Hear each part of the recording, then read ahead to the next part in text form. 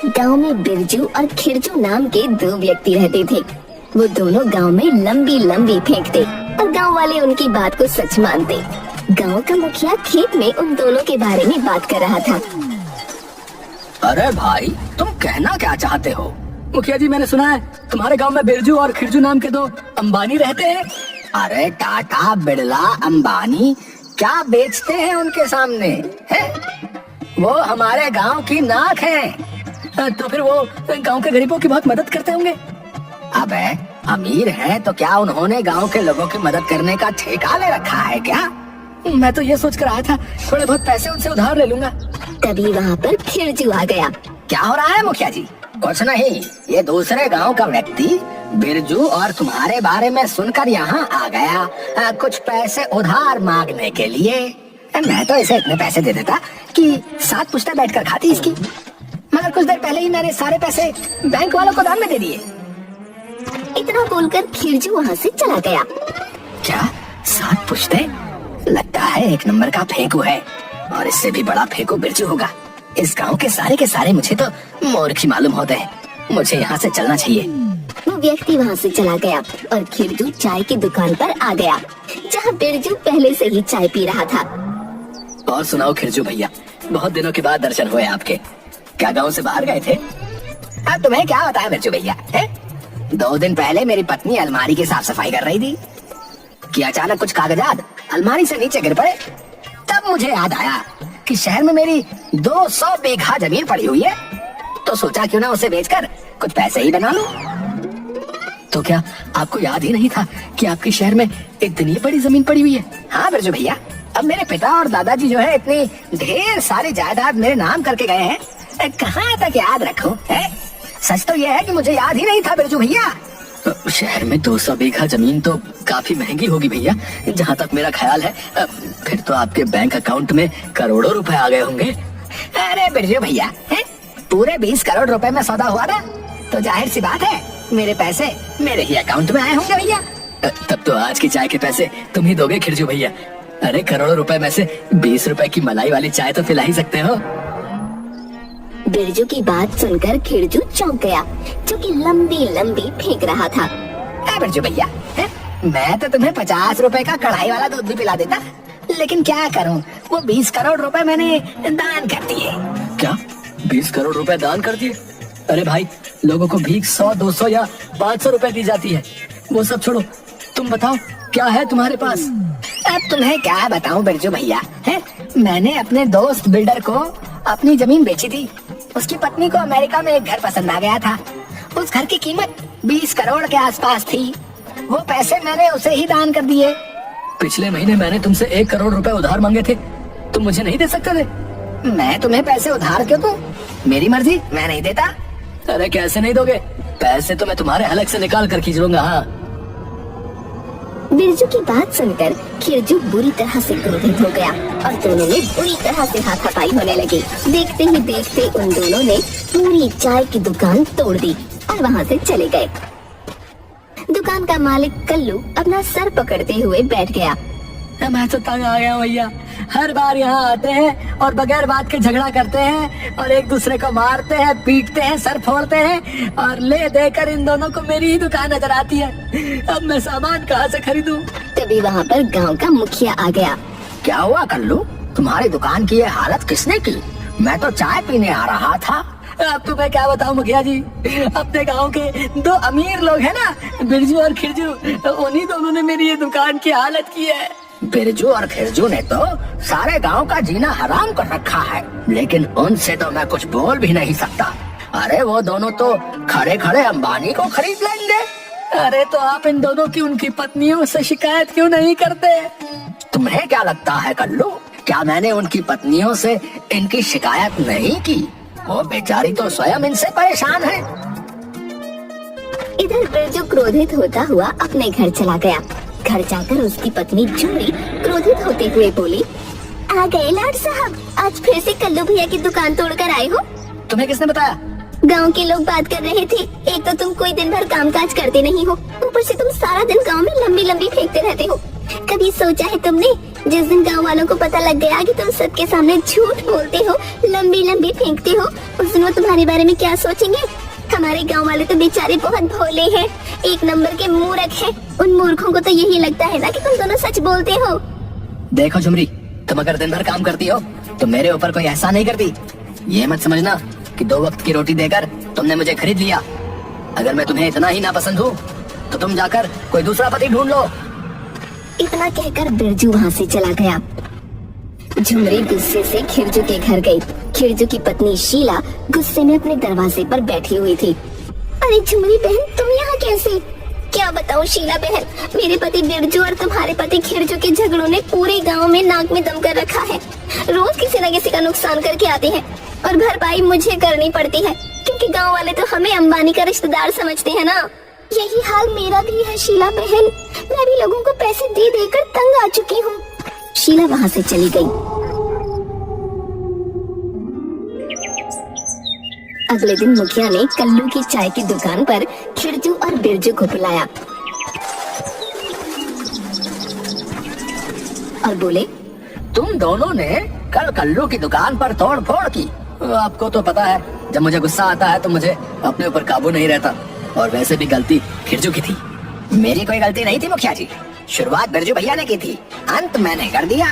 देखो, मैं जानता हूँ कि तुम दोनों बहुत धनवान हो, इसलिए मैं तुमसे कुछ नहीं कह सकता। मैं यह भी जानता हूँ कि तुम धनवान होने के साथ साथ बहुत बहादुर भी हो, क्योंकि पिछली बार तुम दोनों बता रहे थे कि तुम दोनों ने किस बहादुरी से जंगल में एक चीते का मुकाबला किया था। हाँ मुखिया जी, ये बिल्कुल सही बात है। उस चीते को मैंने मजा चखा दिया था, और मैंने तो चीते की टांग भी तोड़ दी थी।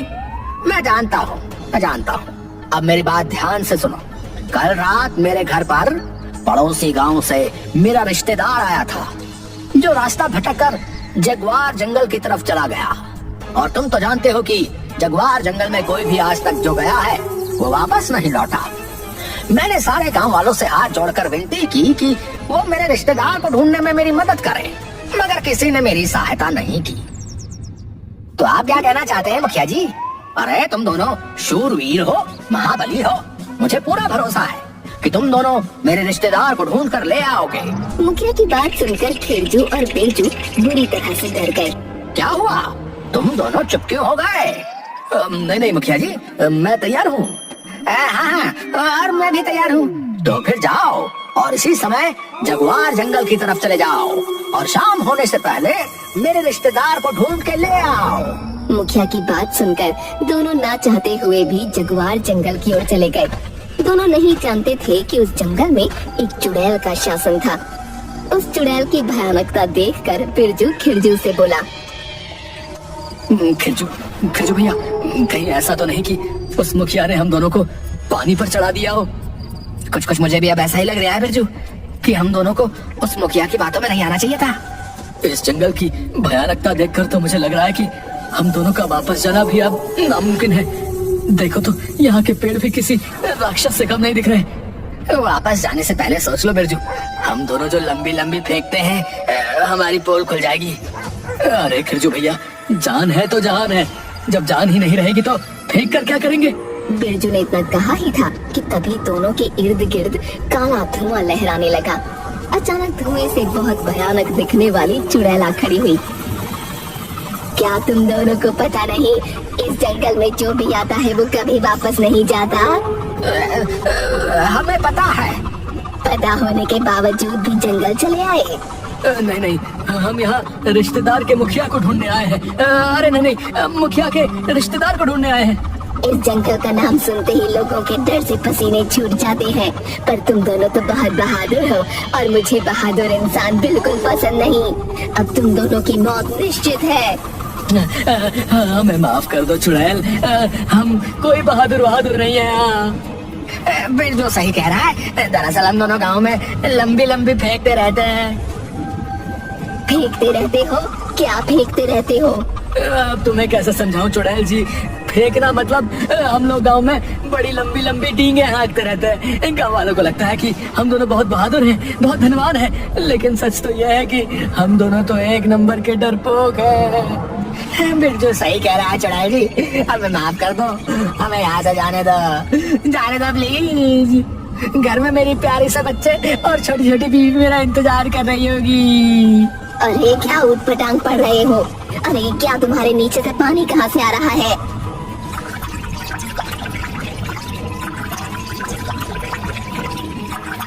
चुड़ैल दीदी, ये पानी नहीं, मेरे दोस्त ने अपना पैजामा गीला कर दिया है। नहीं नहीं दीदी, ऐसा कुछ नहीं, बस गर्मी में पसीना है और कुछ नहीं। किसी भी कीमत पर नहीं। जो यहाँ एक बार आता है वो सीधा मेरे पेट में जाता है। देखो मेरे पेट में भूख के बुलबुले उठ रहे हैं। अब तो ये तुम दोनों को खाने के बाद ही शांत होगी। इतना कहकर चुड़ैल हंसने लगी। बिरजू और खिरजू की डर के मारे हालत खराब हो रही थी। तभी उन दोनों के कानों में किसी व्यक्ति की आवाज टकराई। तुम दोनों बड़ी फुर्ती से पीछे की ओर हट जाओ। बिरजू और खिरजू ने पीछे पलट कर देखा तो सामने एक व्यक्ति खड़ा हुआ था जिसके हाथ में एक लॉकेट था। बिरजू और खिरजू पीछे की तरफ हट गए। वो व्यक्ति सीधा चुड़ैल के सामने आकर बोला, मैं गांव के मुखिया का रिश्तेदार हूँ चुड़ैल। अब मुझ पर और इन दोनों पर हमला करके देख। पहले तो मैं सोच रही थी इन दोनों को खाऊंगी, लेकिन अब मैं पहले तुझे खाऊंगी। इतना बोलकर चुड़ैल जैसे ही उसके ऊपर झपटी, अचानक उस लॉकेट से रंग बिरंगी किरणें निकलने लगी। चुड़ैल चीखती हुई पीछे की ओर हट गई। अरे दूर करो उसे, क्या है ये मंत्र युक्त लॉकेट है। अभी मैं यहाँ से जाती हूँ, लेकिन याद रखना एक दिन तुझे मार दूंगी। इतना बोलकर चुड़ैल वहाँ से गायब हो गई। वो व्यक्ति जैसे ही पलटा, उसने देखा बिरजू और खिरजू डर के मारे बेहोश हो चुके थे। अरे ये दोनों तो बेहोश हो गए। अब मैं इन दोनों को जंगल से बाहर कैसे ले जाऊं? लेकिन जो भी हो, ले जाना तो पड़ेगा, नहीं तो मेरे जाने के बाद ये चुड़ैल इन दोनों को कीमा बनाकर खा जाएगी। अरे रे रे, डर के मारे इन्होंने तो सब कुछ भिगो रखा है। बड़ी बदबू है रे। वो व्यक्ति खिरजू और बिरजू को घसीटता हुआ गांव की तरफ ले गया। गांव में सभी लोग खिरजू और बिरजू का इंतजार कर रहे थे। वो व्यक्ति कोई और नहीं, मुखिया का रिश्तेदार था। अरे मंगलू, ये खिरजू और बिरजू को क्या हो गया? जरूर इन दोनों ने उस चुड़ैल का मुकाबला किया होगा। बेचारे थक हार कर बेहोश हो गए होंगे। चुप हो जाइए मुखिया जी, तुम्हारे ये बिरजू और खिरजू तो एक नंबर के डरपोक व्यक्ति हैं। ये दोनों कोई बहादुर नहीं है और न ही कोई धनवान है। ये दोनों सिर्फ और सिर्फ फेंकू हैं। मैंने इन दोनों की बातचीत सुन ली थी, जो कि ये डर से कांपते हुए चुड़ैल से कर रहे थे। तुम्हें जरूर कोई गलत फहमी हुई होगी मंगलू। अगर मुझे कोई गलत फहमी हुई है तो आप स्वयं देख लीजिए। मैं इन दोनों को घसीटता हुआ यहाँ तक ला रहा हूँ। मेरी हालत खराब हो गई और ये दोनों आराम से बेहोश पड़े हुए हैं। अचानक बिरजू और खिरजू को होश आ गया। बिरजू चीखता हुआ बोला, मुझे छोड़ दो चुड़ैल जी, मुझे जाने दो। हाँ, मुझे भी छोड़ दो, मुझे जाने दो। मैं वादा करता हूँ चुड़ैल जी, अब जीवन में कभी भी लंबी लंबी नहीं फेंकूंगा। तुम दोनों अपनी बकवास बंद करो। तुम दोनों जंगल में नहीं बल्कि गांव में हो। क्या गांव में? बिरजू और खिरजू सभी गांव वालों को देखने लगे। हम सब गांव वाले ही मूर्ख थे जो तुम्हारी फेंकी हुई बातों को सच मान लेते थे। आज तुम्हारी सच्चाई सबके सामने आ गई। आज के बाद अगर तुम दोनों ने लंबी लंबी फेंकने की कोशिश की तो मैं तुम्हें स्वयं उस जंगल में फेंक कर आऊंगा, समझे? अजी सुनते हो, आ गई चैन। अब सारे गांव के सामने मेरी नाक कटवा दी। चलो अब कपड़े बदल लो घर चलकर। सबकी नाक सड़ा रखी है, बड़े सनी देओल बनते फिरते हो। मुखिया की बात सुनकर सभी गांव वाले बिरजू और खिरजू का मजाक उड़ाते हुए हंसने लगे।